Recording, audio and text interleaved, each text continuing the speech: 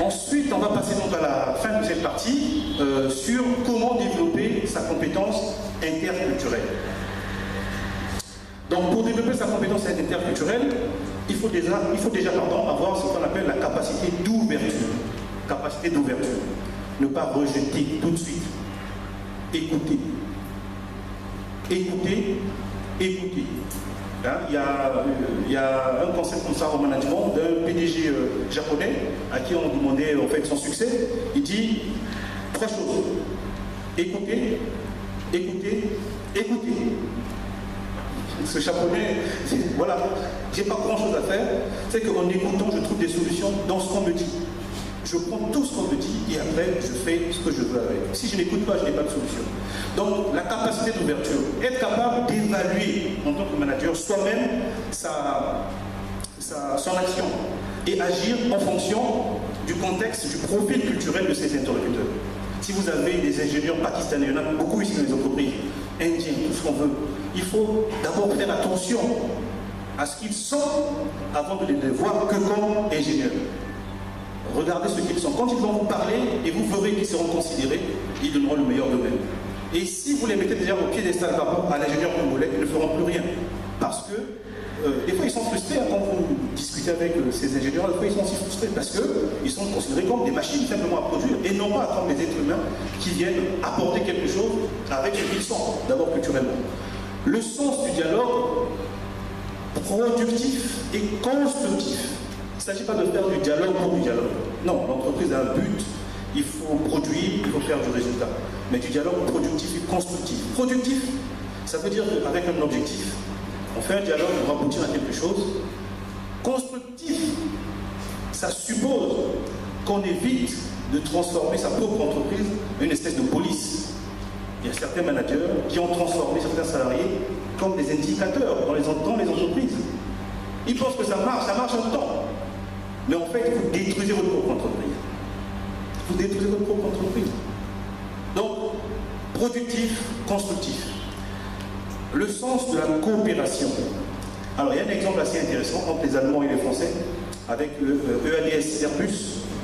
Quand on a couplé les ingénieurs, on a mis ensemble les Espagnols, les Français et les Allemands pour faire Airbus, il y a eu des problèmes, en particulier entre les Allemands et les Français. Mot coopération. Pour les Français, la coopération, c'est que c'est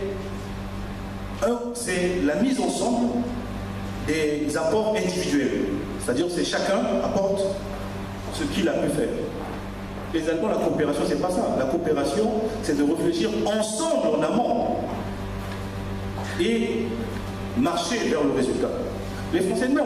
C'est l'individu qui apporte ce qu'il sait et on coopère avec. Les Allemands, non. Et d'ailleurs, vous regardez bien, il y a des éléments qui sont très intéressants. En France, la structure d'une société, quand vous la créez, notamment des sociétés anonymes, il y a le PDG, président directeur général. En Allemagne, on parle de directoire, ça a plus son sens. Directoire. Directoire. Il y a une collégialité dans la façon de gouverner. En France, on dit le chef de l'État décide. En Allemagne, il faut d'abord que les Länder soient d'accord, que le chef de l'État avalise. Sinon, sa décision n'a pas de sens. Donc, on ne dirige pas seul.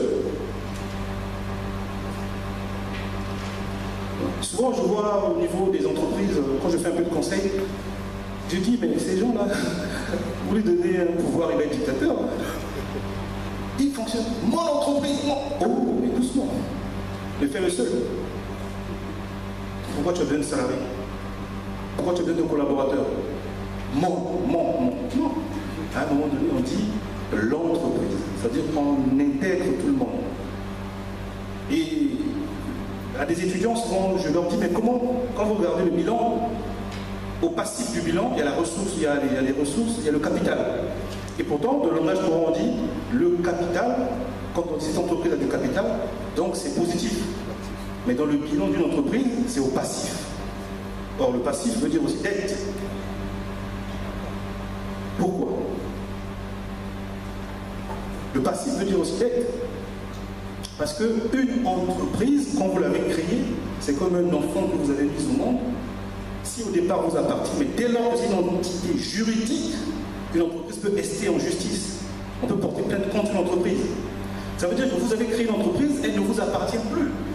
La seule chose qui vous lie à l'entreprise, c'est le contrôle de son capital.